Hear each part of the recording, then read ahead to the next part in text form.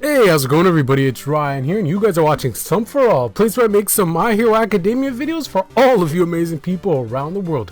Today we're going to be talking about the phases in the My Hero Academia CCG and Jasco Games UFS fighting game, card game in general. So without further ado, let's just jump right into it. The game starts, you versus your opponent. Both players need to place their character cards in the playing area to decide who goes first. Now if you guys don't know what the playing area looks like, you could check my previous video. I'll have a link at the very top of the video if you want to check that out, so that way you know where every single card goes, alright?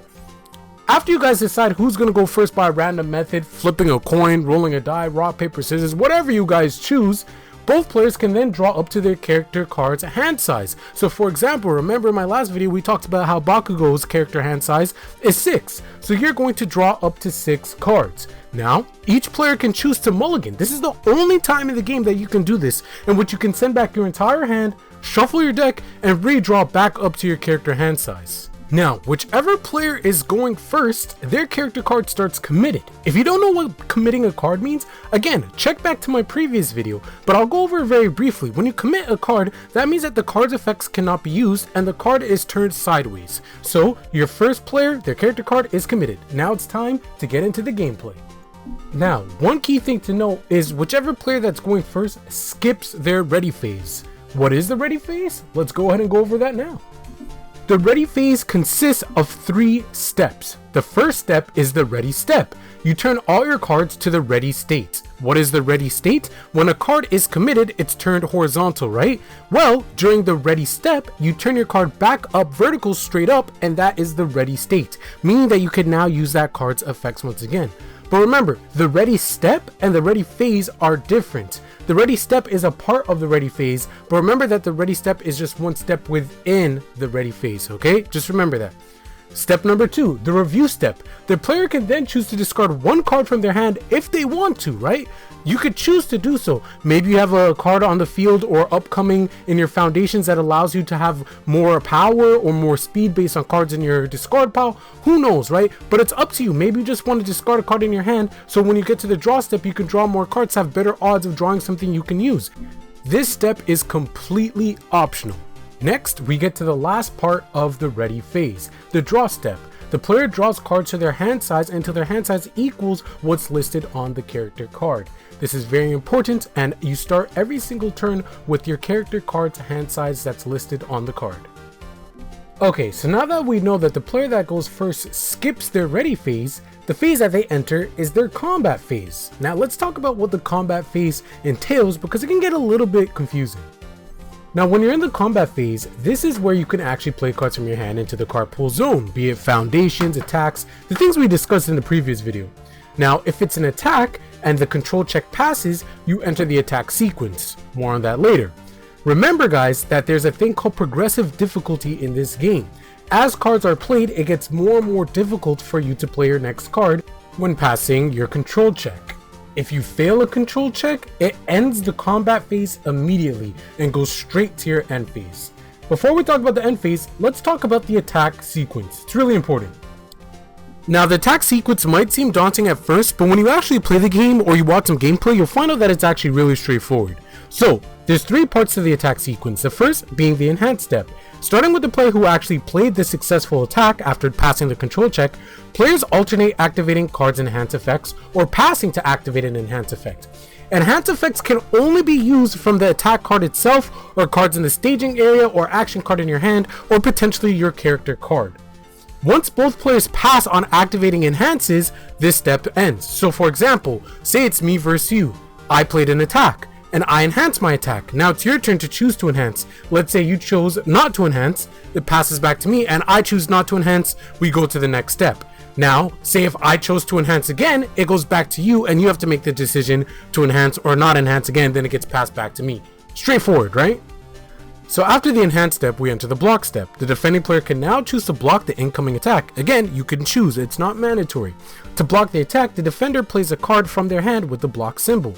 Now attacks and blocks have 3 different directions: highs, mids, and lows, and these are represented on the cards themselves. A block can only be used in the direction that the attack is coming from, or one direction up or down from that attack. If a block is not blocking in the same direction of the attack, then the attacker takes half damage. Now that might sound a little difficult and convoluted to understand, but it's really straightforward. Take a look at the screen. So in this example, let's say I'm attacking and I play Blast Rush Turbo. My opponent, in response, plays 5% Detroit Smash as a blocker. Let's break this down now.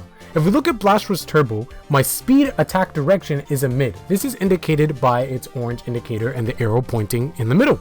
If we take a look at my opponent's defense card, the 5% Detroit Smash, it's actually a high blocker, which means that even if the block is successful, he's still going to take half damage. Now, let's say that we're doing a mirror match, right? Let's say I did Blast Rush Turbo as an attack, and I did all my enhances and all that stuff, and we get to the block step, and my opponent blocks with their own Blast Rush Turbo.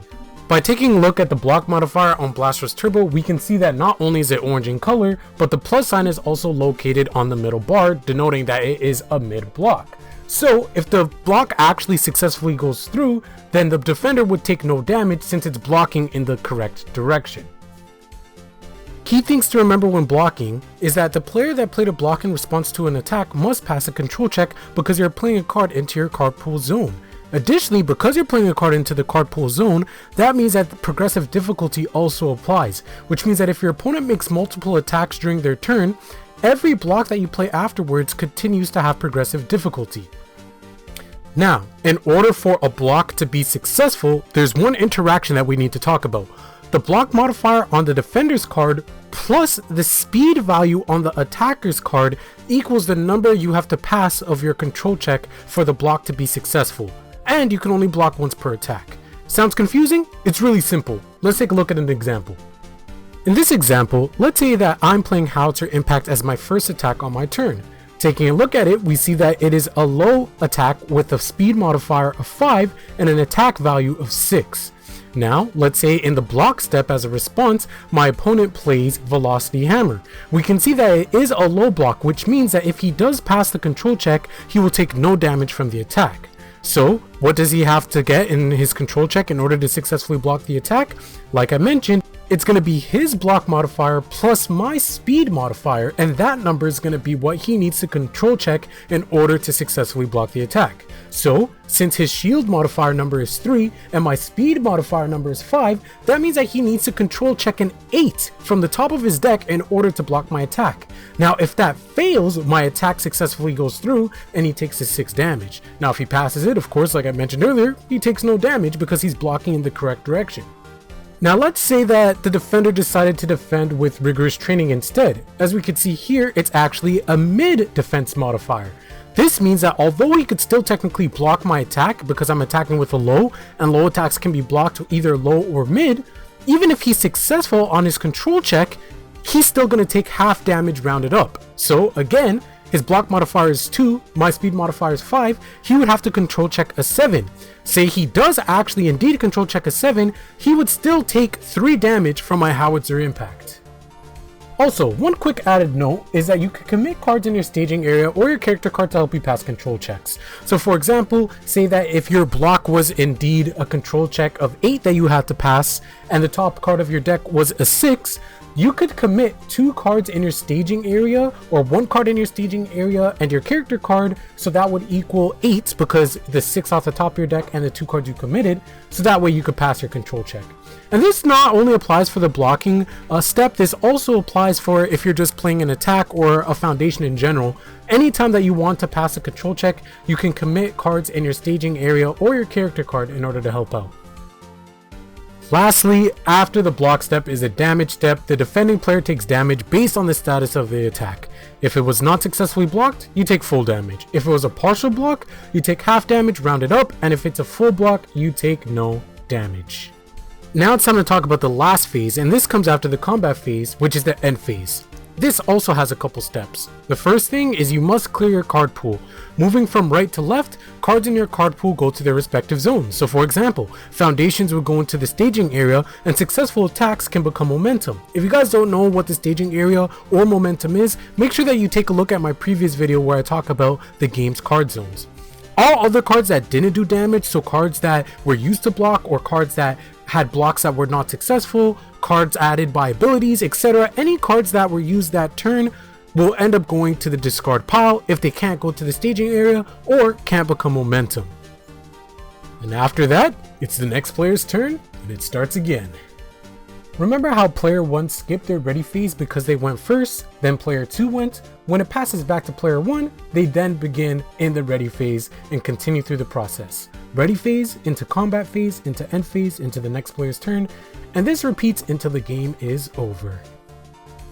And now, you know all the phases in My Hero Academia's CCG. There you have it, guys. I hope I explained it as simple as possible. I know it can be a little bit confusing. I'm gonna have a link to this quick little flowchart that I made for this video if you guys want to take a look at it, maybe print it out or have it open on another window just to see and learn it. But guys, I'm gonna be having gameplay. Once you see actual gameplay of all of this stuff, it makes a lot more sense. The rules, honestly, it sounds convoluted. There's so many specific terms. It sounds weird, but as with anything, as you play, as you learn, it becomes extremely simple and extremely straightforward. My goal here, guys, is that the videos that I put out will allow you guys to learn the game as simple and as easy as possible, because the more people playing the game, the better. I'll catch you guys on the next video. I hope you guys liked this video, and if you did, hit that like button. Make sure to subscribe, maybe share it with a friend, but most importantly, go plus ultra. Catch you guys later. Peace.